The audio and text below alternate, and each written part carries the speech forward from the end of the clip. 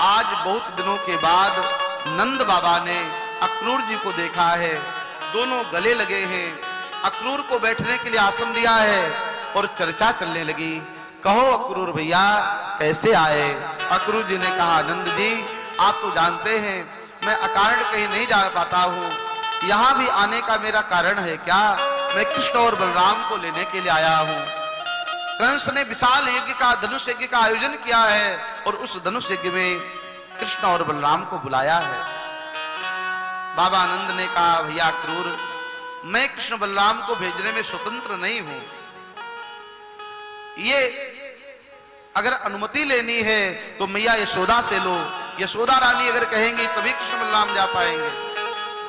यशोदा जी ने जैसे ही सुना कृष्ण और बलराम जाएंगे, मां यशोदा ने सीधा मना कर दिया, नहीं मैं अपने कृष्ण को अपने से दूर नहीं जाने दूंगी। मैं जानती हूं कंस का विचार, वह कंस हमारे लाला को जीवित नहीं छोड़ेगा और मैंने वृद्धावस्था में लाला को पाया है, मैं लाला को जाने नहीं दूंगी।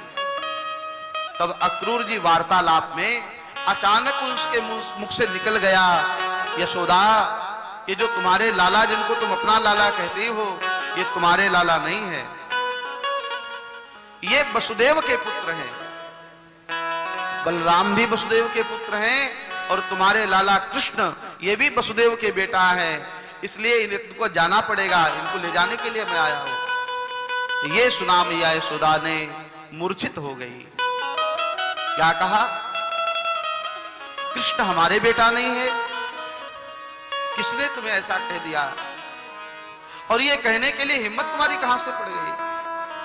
अक्रूर कृष्ण हमारे पुत्र हैं, मैंने बचपन से इनको पाला है। अक्रूर जी कहने लगे मैया ये मोह का पर्दा हटाओ। वसुदेव बचपन में अपने लाला को तुम्हारे घर छोड़ के गए थे और तुम्हारे कन्या को वसुदेव लेकर के गए थे। ये सुना मां यशोदा की आंखों से आंसू नहीं रुक रहे थे। मैंने कृष्ण को सर्वस्व माना, कृष्ण को अपना पुत्र माना और वो कृष्ण चले जाएंगे ये सोच करके ही मां यशोदा दुखी हो जाती है।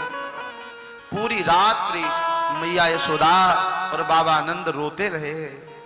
क्या कल प्रातः काल कृष्ण चले जाएंगे? रात भर अक्रूर जी ने समझाया है, बाबा आनंद आपके लाला कोई सामान्य नहीं है, आप चिंता मत करिए। लेकिन नंद बाबा को कैसे धैर्य पड़े, माता यशोदा को कैसे धैर्य बनाया जाए? रोती हुई यशोदा रोते हुए बाबा आनंद को छोड़ के भगवान श्याम सुंदर रथ पर सवार हुए हैं, बलराम जी रथ पर सवार हुए हैं। और जब ब्रज के गोपिकाओं ग्वाल बालों को यह समाचार मिला हमारे कृष्ण जा रहे हैं, तो देखते ही देखते अपार जन समुदाय बाबा आनंद के द्वार पर खड़े हो गए, भीड़ लग गई। ग्वाल बाल कहने लगे कन्हैया हमें छोड़ के मत जाओ। गोपिकाएं कहने लगी श्री कृष्ण हमें छोड़ के मत जाओ, अगर तुम हमें छोड़ के गए तो हमारे प्राण चले जाएंगे। सब रो रहे हैं, मां यशोदा रो रही है, बाबा नंद रो रहे हैं, ब्रज के ग्वाल बाल रो रहे हैं, गैया गौशाला में रो रही है, गोपिकाएं रो रही हैं, हमारे कृष्ण जा रहे हैं। किसी संत ने बड़े भाव से गाया, सबके देखते देखते भगवान समझाते हैं परस्वः आगमिष्यामि, मैं परसों आ जाऊंगा। आप लोगों को पता है भगवान कृष्ण जब वृंदावन से गए तो दोबारा वृंदावन वापस नहीं आए। भगवान ने एक बार वृंदावन को छोड़ा है, फिर दोबारा कभी वृंदावन नहीं वापस आए। सबको संतोष दिलाया परसों वापस आ जाऊंगा। ब्रजवासी कैसे धैर्य धारण करें? उन संत का भाव सुने और गुनगुनाए। छोड़ वृंदा विपिन कुंज यमुना पुलिन, श्याम मथुरा चले, श्याम श्याम मथुरा चले छोड़ वृंदावन कुंज यमुना पुलिन श्याम मथुरा चले श्याम मथुरा चले माया सोदा पिता नंद व्याकुल भये माया सोदा पिता नंद व्याकुल भये सब रोवे हमारे कन्हैया गए सब रोवे हमारे कन्हैया गए गाय करती रुदन धूल छाई गगन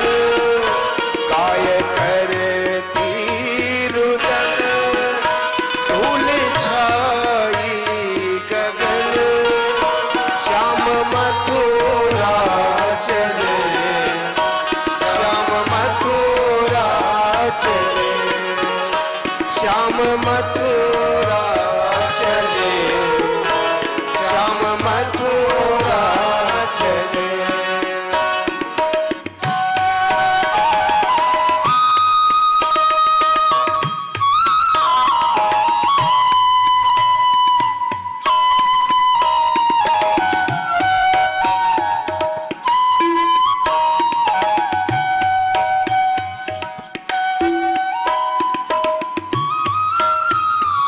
हरि बोल।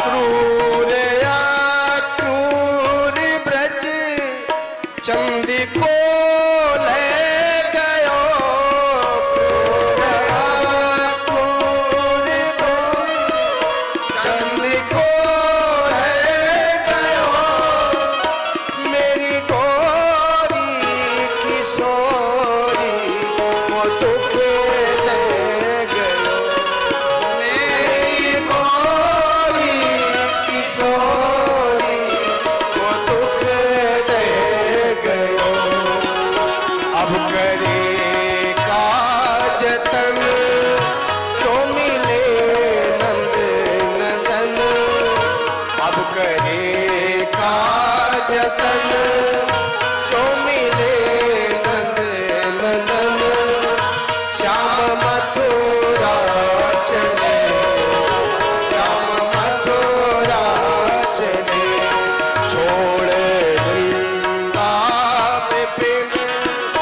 कुंज यमुना पुलिन श्याम मथुरा चले श्याम मथुरा चले श्याम मथुरा चले श्याम मथुरा चले रोते हुए ब्रजवासियों को छोड़ करके श्री कृष्ण वृंदावन से मथुरा के लिए चल पड़े। गोपिकाएं अक्रूर को गाली देती हैं। अक्रूर, तुम्हारा नाम अक्रूर किसने रख दिया? क्रूरस्तुम अक्रूर समाख्ययास्मन, तुम्हारा नाम तो क्रूर होना चाहिए था, क्योंकि तुम्हारा जैसा नाम है वैसा तुम्हारा काम तो नहीं दिखाई पड़ता। तुम काम कर रहे हो क्रूरता का, तुम्हारा नाम अक्रूर किसने रख दिया? अक्रूर, तुम बड़े क्रूर हो, हमारे श्याम सुंदर को लेके कहां जा रहे हो? रथ के किनारे सामने लेट जाते हैं, हमारे श्याम सुंदर जाएंगे तो हमारे प्राण भी चले जाएंगे। भगवान ने जैसे तैसे समझाया है। श्री राधा रानी के पास कृष्ण गए हैं और भगवान श्री कृष्ण ने राधा रानी से कहा, राधा हमें क्षमा कर देना, मैं तुम्हारा कर्जदार हूं, तुम्हारे प्रेम का मैं बदला नहीं दे पाया। भगवान श्री राधा रानी भगवान श्री कृष्ण से राधा रानी बोली, कन्हैया तुम तो जा रहे हो, हमारे लिए कोई निशानी तो दे के जाओ। श्री कृष्ण ने अपनी बंसी श्री राधा रानी को दी है और वचन दिया है, राधा आज के बाद ये बंसी कभी नहीं बजाएगी, क्योंकि जब ये बंसी बजेगी ना तो तुम्हारी याद आएगी, इसलिए बंसी मैं तुम्हें देके जा रहा हूं। और वृंदावन से जाने के बाद श्री कृष्ण ने अपने जीवन में दोबारा कभी बंसी नहीं बजाई है। फिर भगवान श्री कृष्ण ने चक्र चलाया है, बंसी को छोड़ दिया है। मथुरा पहुंचे हैं, रास्ते में अक्रूर जी को ये भ्रम हो गया था, कहीं कृष्ण और बलराम बालक तो नहीं है, सामान्य व्यक्ति तो नहीं है। तो भगवान ने अक्रूर जी को विश्राम घाट पर दर्शन कराया है, अक्रूर घाट पर दर्शन कराया है। अक्रूर जी को विश्वास हो गया ये तो परमात्मा है, प्रणाम किया। ले जाकर मथुरा में भगवान श्री कृष्ण और बलराम को एक दिव्य भवन में निवास दिया गया है। इधर ग्वाल वालों ने बाबा नंद से जिद करी है, मेरा कन्हैया के पास मुझे ले चलो, बाबा हम कन्हैया के बिना नहीं रह पाएंगे। तो नंद बाबा ग्वाल वालों को अपने बैलगाड़ी में बैठा करके मथुरा पहुंच जाते हैं। ग्वाल वालों ने जैसे ही कन्हैया को देखा बड़े प्रसन्न हो गए, कहा मुझे तो नहीं लगता था तुम्हारे पास पहुंच जाएंगे। ग्वाल बाल कन्हैया एक दूसरे को गले से मिले, ऐसे कहा जैसे कोई वर्षों के बाद मिलता है। कृष्ण के बिना ग्वाल बाल कैसे रह सकते थे। कन्हैया हमारी इच्छा है थोड़ा सा मथुरा भ्रमण करके आए। बाबा नंद ने सावधान किया, कन्हैया यहाँ कोई शैतानी मत करना। भगवान कृष्ण को समझा करके भेजा, तब भी न जाने क्या क्या करके आते हैं। बोलो राधे राधे। हमारे राम जी इतने सरल हैं, का वाटिका में पुष्प लेने के लिए गए, वहां पुष्प लेने से भी पहले मालियों को पूछा है। कथा आप सब लोग जानते हैं, चहुंद सिचितई पूछ मालीगन, लगे लेन दल फूल मुदित मन। लेकिन यहां हमारे कन्हैया का ये तो मालियों से फूल लेना छोड़ दो, ये मालियों से बिना पूछे माला ही लेकर के आ जाते हैं, धोबी से वस्त्र लेके आ जाते हैं। कन्हैया सहज चंचल है। श्री कृष्ण का नाम भी टेढ़ा, इनका काम भी टेढ़ा, ये खड़े होते तो भी टेढ़े। बोलो राधे राधे। इसीलिए इनका नाम है बांके बिहारी। बांका जानते हो किसको कहते हैं? जो टेढ़ा होता है, ये टेढ़े हैं। इनका नाम भी टेढ़ा, इनका काम भी टेढ़ा। ये बोलते भी हैं तो का वल्ग वाक्य, या इनके वाक्य भी बड़े टेढ़े हैं। और इनका धाम वृंदावन, वहां की गलियां, आप वृंदावन में बिहारी जी के मंदिर के पीछे चले जाएं, इतनी गलियां हैं, आप पूरे यमुना जी पहुंच जाएंगे, फिर घूम के आएंगे, फिर बिहारी जी आ जाएंगे। इतनी गलियों में अगर घूम भटक गए तो आप बाहर निकलना मुश्किल हो जाएगा। इनका धाम भी टेढ़ा।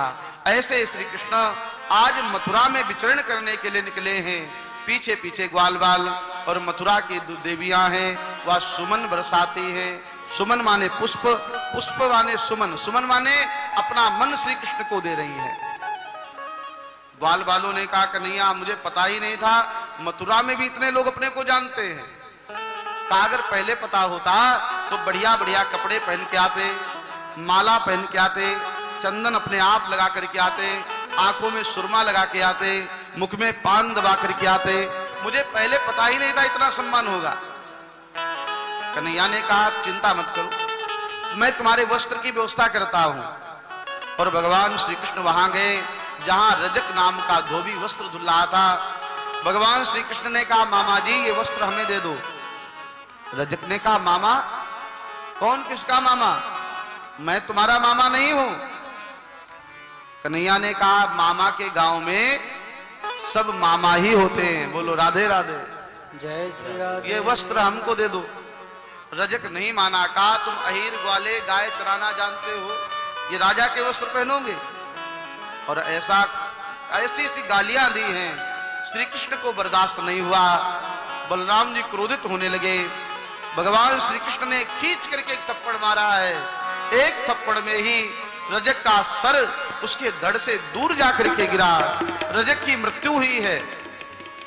रजक के जो वस्त्र थे महाराज कंस के, रजक के पास में सब ग्वाल वालों से कहा सब लोग पहन लो, और ग्वाल वालों ने महाराज कंस के बड़े बड़े वस्त्र पहनने प्रारंभ किए, और कन्हैया और ग्वाल बाल सब छोटे छोटे से थे। महाराज कंस के 3.5 हाथ के लंबे लंबे वस्त्र, और इन ग्वाल वालों ने वस्त्र पहने।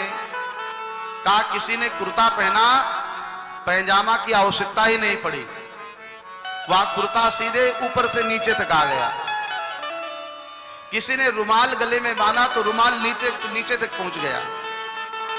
किसी ने रुपट्टा ओढ़ लिया महाराज कंस का बड़ा सा, तो उस रुपट्टे से ही काम चल गया। ग्वाल वालों ने कहा कन्हैया कपड़े तो अच्छे हैं, लेकिन फिटिंग के नहीं है, कपड़े नाप के न हो तो ऐसा लगेगा जैसे दूसरे के पहन के आ गए। कहा इसकी कुछ व्यवस्था करो। देखो हम लोग चल रहे हैं तो पूरे सड़क पर बिना झाड़ू के ही झाड़ू लगती जा रही है, सब साफ होता जा रहा है। भगवान श्री कृष्ण एक दर्जी के पास में गए हैं, दर्जी ने भगवान के वस्त्रों को व्यवस्थित किया है। भगवान ने दर्जी को बहुत आशीर्वाद दिया है, कहा तुम लोग खूब फलो फूलो। और कलयुग में दर्जी खूब फल फूल रहे हैं। कहा जितने का कपड़ा नहीं होता उससे ज्यादा सिलाई लग जाती है। कपड़ा खरीदिए 500 रुपए का, 1000 रुपए सिलाई। बोलो राधे राधे, जय श्री राधे। खूब दर्जी फल फूल रहे हैं। माली ने माला पहनाई, भगवान ने उसको भी आशीर्वाद दिया। एक कुब्जा नाम की जो सैरंध्री दासी थी कंस की, भगवान श्री कृष्ण ने उससे कहा चंदन लगा दो, उसने चंदन लगाया है, और उस कुबड़ी कुब्जा को भगवान ने सुंदर बना दिया है। वह कुबड़ी से सुंदरी बन गई है। भगवान श्री कृष्ण से घर चलने का निवेदन किया है। भगवान कहने लगे आज नहीं फिर कभी आएंगे। भगवान जहां धनुष रखा हुआ था वहां पर कोलया पीड़ हाथी का उद्धार करते हैं। भगवान ने धनुष का भंजन किया, और आज कंस ने एक विशाल मल्ल युद्ध का आयोजन किया है, जिसमें बड़े बड़े मल्लों को आमंत्रित किया है, उनको मदिरा का पान कराया है।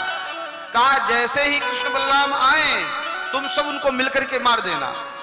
मल्लों ने तैयारी की है। सल, तोसल, मुष्टिक, चारूढ़ जैसे बलवान मल्ल आज मल्लशाला में उपस्थित है।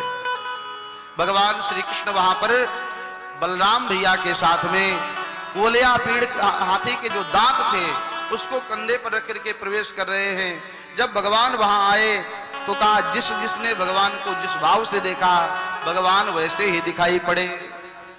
मल्ला नाम निर्णनाम नरवरः स्त्रीणाम स्मरो मूर्तिमान भ्रात्राणाम सुजनो सताम चितभुजाम भ्रात्राशु पित्रो शिशु मृत्युर्भोज पते विराट विदुषाम तत्त्वं परम योगिनाम वृष्णीनाम परदेवतेति मनसो अंगम गतः साग्रजा। भगवान बलराम भैया के साथ में आए, जिसने जिस भाव से देखा। मल्ला नाम निर्नाम नरवरा, मल्ल जो वहां विराजमान है उन्हें लगा कोई बहुत बलवान मल्ल आया हो। स्त्रियों को लगा नरवरा कामदेव, स्वयं कामदेव आया हो। स्त्रीणाम स्मरो मूर्तिमान भ्रात्राणाम सुजनो, जो वहां बंधु भाई बैठे हुए थे उन्हें लगा मेरा भैया आया है। बाबा नंद वसुदेव और मैया देवकी को लगा मेरा कन्हैया आया है, और कंस को लगा जैसे मेरा काल आया है। गोस्वामी जी महाराज की चौपाई है, आप सब गुनगुनाए। जाकी रही भावना जैसे प्रभु मूरति तिन देखी तैसी।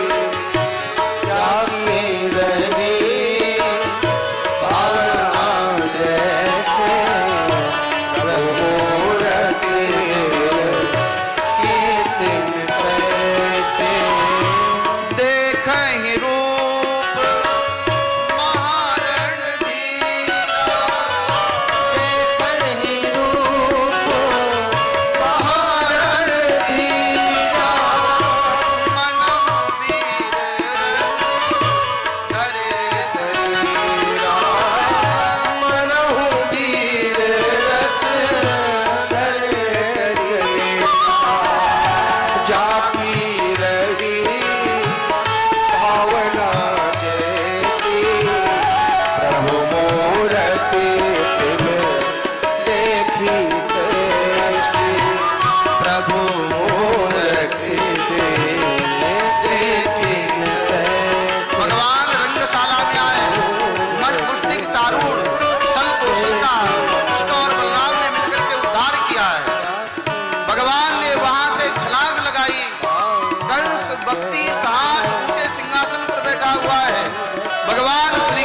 कंस के पास में पहुंच गए।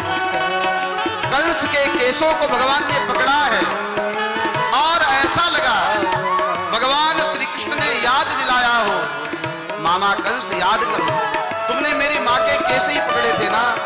और कंस के केसों को पकड़ के भगवान ने सिंहासन से नीचे पटक दिया है। दोनों हाथ से मुष्टिक बांध करके भगवान कंस के ऊपर कूद गए हैं और एक बार में ही मुष्टिक के प्रहार से कंस के प्राण शरीर से निकल गए और वह प्राण भगवान में समाहित हो गए। बोले कंस निकंदन भगवान की जय। कंस स्वयं पाप का रूप है, अभिमान का रूप है। कंस का उद्धार हुआ है। भगवान श्री कृष्ण कारागार में आए हैं। बाबा वसुदेव और मैया देवकी को कारागार से मुक्त किया है।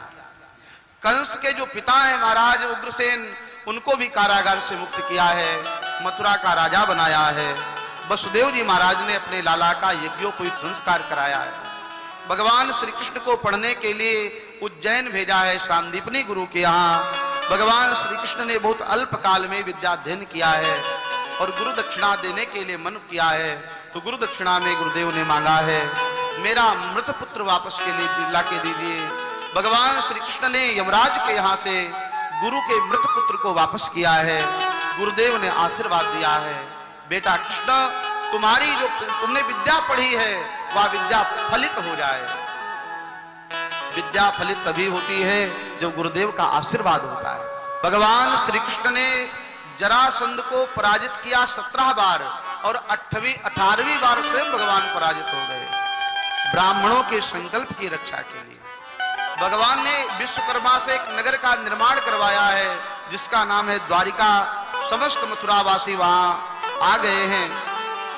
सोते हुए माया के द्वारा मथुरावासियों को बुला लिया है और सभी ने पूछा द्वार कहां है, इसलिए उस नगर का नाम पड़ गया द्वारिका। और द्वारिका 4 धाम में से एक है। बोलो राधे राधे। जय श्री राधे। हम लोगों का विचार है, भाव है कि 2022 में ठाकुर जी ने चाहा, उनकी कृपा रही तो 2022 में 4 धाम की यात्रा जगन्नाथपुरी से प्रारंभ करेंगे। जगन्नाथपुरी, द्वारिकापुरी, फिर बद्रीनाथ धाम, फिर रामेश्वरम। 4 धाम की यात्रा में सम्मिलित होना चाहें आप सब संपर्क कर सकते हैं। 4 धाम की यात्रा में समुचित व्यवस्थित व्यवस्था करने का प्रयास किया जाएगा। तो भगवान श्री कृष्ण द्वारिका में आए हैं। एक महाराज है भीष्मक, कुंडिनपुर के राजा हैं। महाराज भीष्मक के 5 पुत्र हैं और 6ठी कन्या है। रुक्मग्रज, रुक्मरथ, रुक्मकेशी, रुक्मबाहु, रुक्ममाली और 6ठी कन्या है जिसका नाम है रुक्मिणी।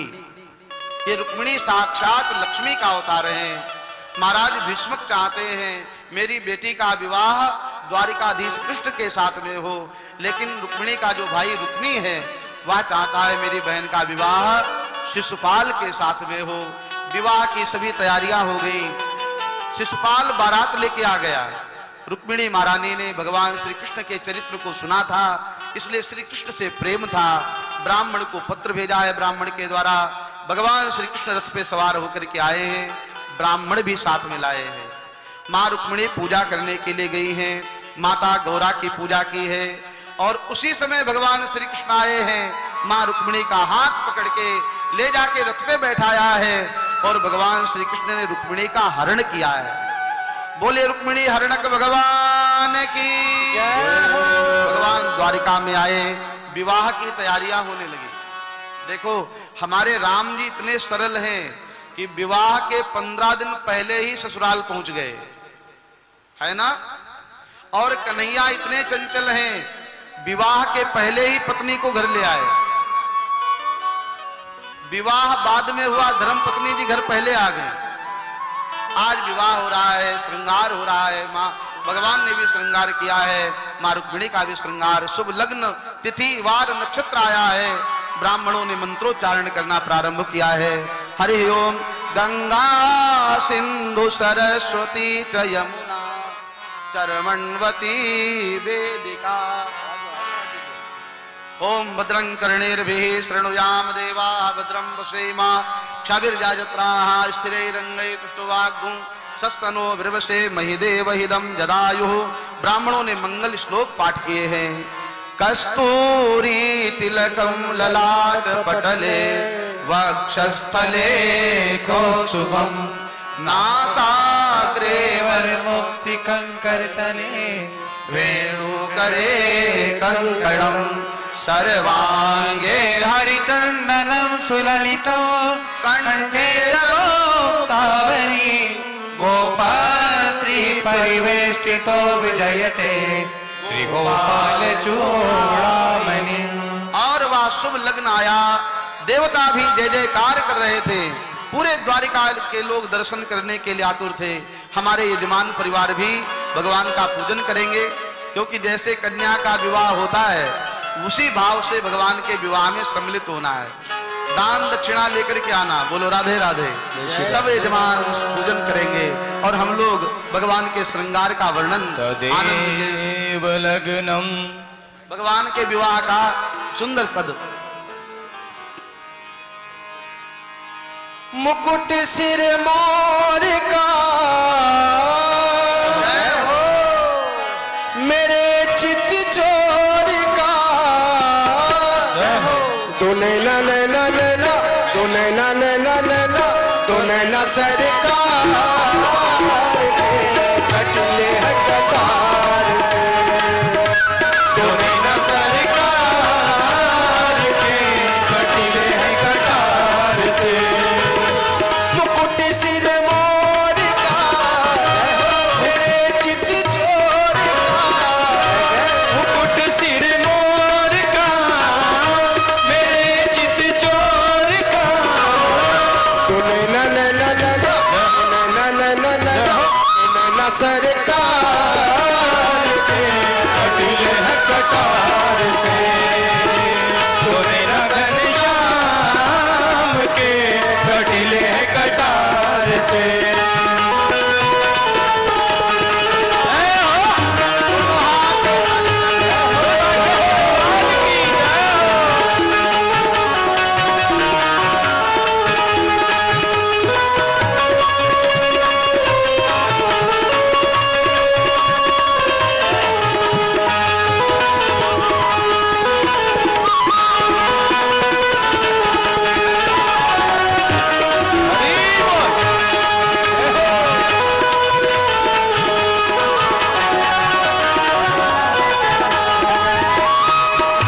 कमले लजाए तेरे नैनों को देख के कमले लजाए तेरे नैनों को देख के कमले लजाए तेरे नैनों को देख के कमले लजाए तेरे नैनों को देख के भूली घटाएं मेरी कजरे की रेख पे भूली घटाएं मेरी कजरों की रेख पे ये मुखड़ा निहार के मुखड़ा निहार के सो चांद गए हार के सो चांद गए हार के तूने ना नैना नैना तूने ना नैना नैना तूने ना सरकार के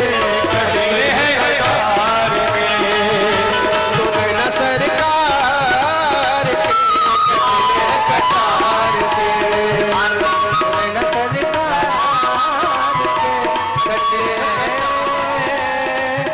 कटार से। बोलिए रुक्मिणी वल्लभ भगवान की जय हो।